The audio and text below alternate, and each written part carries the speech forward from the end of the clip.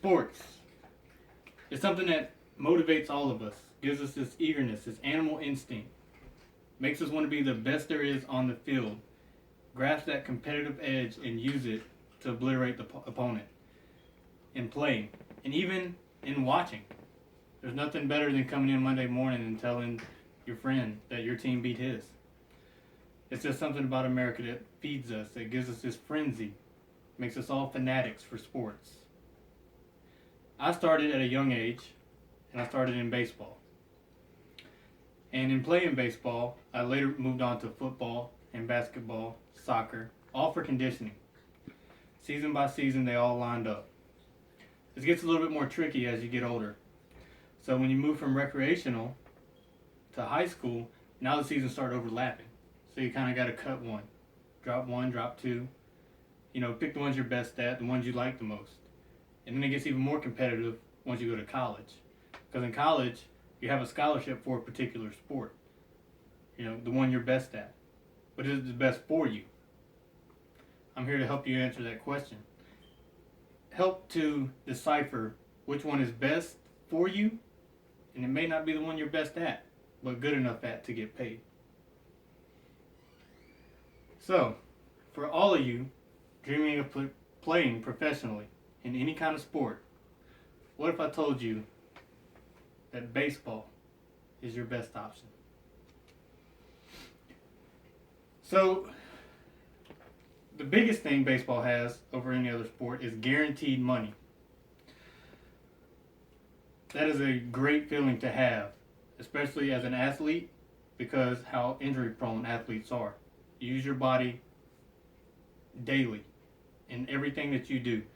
You're steadily pushing it to its limits and beyond. So, a guaranteed paycheck is something that really entices you. Also, if you're the best at it, why not be paid like you're the best at it? And in baseball, you can do that. There is no salary cap. Baseball also offers longer contracts than any other sport. You have football, basketball, usually they range from 4 to 6 years. Baseball has 6-year contracts and 8-year contracts and even 10-year contracts. Career length is a major plus in baseball. You have less injuries, definitely have less life-altering injuries, and you just have that career longevity to go off of. So on your left, you have a picture of one of the most prolific players in the late 90s, early 2000s, in Alex Rodriguez. He played for the Mariners, and when his contract ran out, he hit free agency. The Yankees offered him a ridiculous $275 million contract for 10 years. And he did not live up to it. Not with what he had in Seattle. He was still good, but not $27.5 million a year good, but guaranteed money. On your right, you have Derek Carr. Derek Carr had a breakout season with the Oakland Raiders, took them all the way through the playoffs, and it was on his contract year, so he got offered a 6-year, $125 million contract. But of that, only $70 million was guaranteed. The next year, Derek Carr got hurt. So any incentives that was in that contract that he could have gained, he no longer can because he's hurt. Because regardless if his contract says that you got to play 8 games in order to get extra money, he only played 6. So that extra money is gone. So in baseball, there are common injuries, like Tommy John surgery.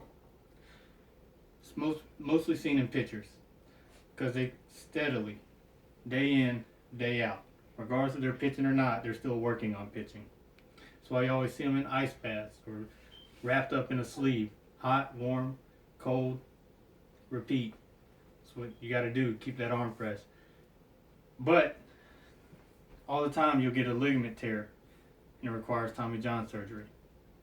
Another common injury is a torn ACL, as it is with any other sport. Same thing, concussions, get hit in the head with a ball. Again, same as any other sport. And then pulled muscles. We all suffer those. You can be a construction worker and suffer that. So in the other sports, commonly seen injuries are concussions, as I mentioned, but more severe concussions, TBIs, traumatic brain injuries, They made a movie about it, about football players, especially those on the line. Helmet to helmet contact every day. That also will lead into spinal injuries, broken bones. Another one is torn ligaments all the time, especially basketball. Your ankles, they're not built to cut laterally like they do. Same thing with ACL, MCL, LCL tears. That's why you see all these players steadily going down, more so than you do in baseball.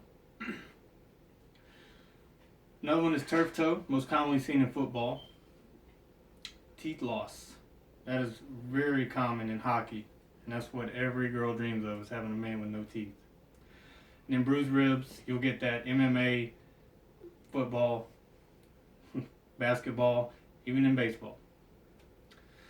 So the career length matters when it comes to those injuries. And on this slide shows you that on average baseball players' careers are longer than all others, and only NBA players stand to make more per salary year, but the careers aren't as long. So through a longer career, the baseball player still ends up making more. The NFL is way down, so is the NHL. Soccer's kind of close, but all in all, baseball is your best bet. So this chart shows the career length. So the typical baseball player plays nearly 2 years longer than any other sport throughout a career. That's why you see a lot of baseball players that are 35 to 42. And then it gives them an average age of 29.2. Hockey, 27. The NBA, 26. NFL, 26. So if you coming out of college, you're 21 years old, and you go to the NBA, you got 5 years to make your money, and that's what you got to live off of. Baseball, that's on average. And in baseball, you have 8 years on average. And most commonly, the older players that you see in football are people that don't get hit as often. Like quarterbacks. Like they get hit, they get sacked, but not nearly as much as somebody on the line. Or a kicker, maybe. This is what you'll see. The same thing with the NBA. Like they'll probably be a second string, play in the second unit or whatever. If they don't play as many minutes as those star players. Baseball, you got the same nine guys on the field every night, minus injury.